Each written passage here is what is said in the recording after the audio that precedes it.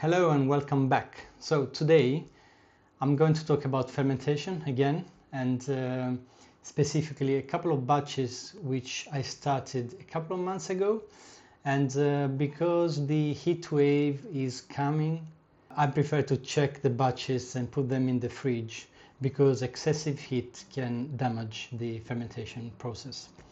So can compromise the fermentation process. So let's have a look. So these are two different batches, two different cabbages and two different results, same day. This one has a darker area at the top, probably 2 or 3 centimeters, and then the color is quite the same up from this point to the bottom. This one, the color is quite good, I would say, but it developed at the top. Let's just check. At the top you can see there is some sort of foamy residue or something. So we need to understand what's going on there. Let's open this one first, yeah? Let's see if it's okay or not. So the first thing that we do, we open it and we just smell it. If you're used to fermentation, you pretty much straightforward and understand if it's a good batch or not from the smell, but also you need to inspect visually just in case any mold potentially growing on top of the cabbage. So let's see. So this one, the smell is okay. It's not as sour as when you do fermentation for 2 to 4 weeks. It's much deeper because it's more than 2 months. So I would say sour, acidic, vinegary like. And yeah, let me try and show you on the camera. I don't see anything strange growing on top, which is a good sign. And overall I would say this is a good batch. Usually you would be able to use the first 2 or 3 centimeters even if it's dark. The reason why it gets dark sometimes is because for some reason some oxygen went in during the fermentation. So that's the main reason why this happens.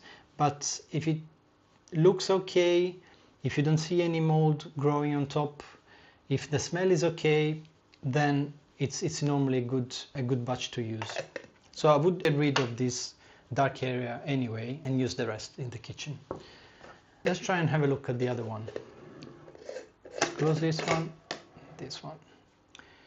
So the other one, as I said, it's got some sort of foamy stuff on top. Ooh.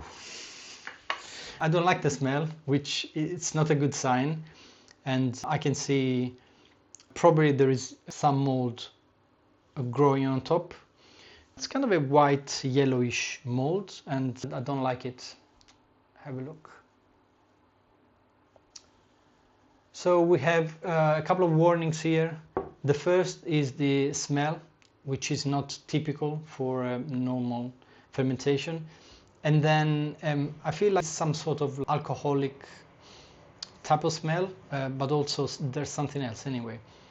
And the smell and visually you can see that there's mold growing on top, which is not good. All in all, unfortunately, I have to bin this one because when you have mold growing on top, the whole batch gets damaged because the mold, as you know, or as you might know, it creates toxins and a lot of byproducts, and they go into the batch, the entire batch. It's not possible just to scrape off the mold and use the batch. It's extremely unsafe, so don't do that. So this one is gonna unfortunately get binned and this one is gonna get used. So I mean, these two are just a couple of examples of what you can do with fermentation, what you can get even if you use cabbages from the same field. Fermentation can behave in a different way. So if you don't have any experience, I would strongly suggest to get used to it first. So if you have any other doubts, feel free to message me and I'll make sure I get back to you. Take care and have a nice day. Bye.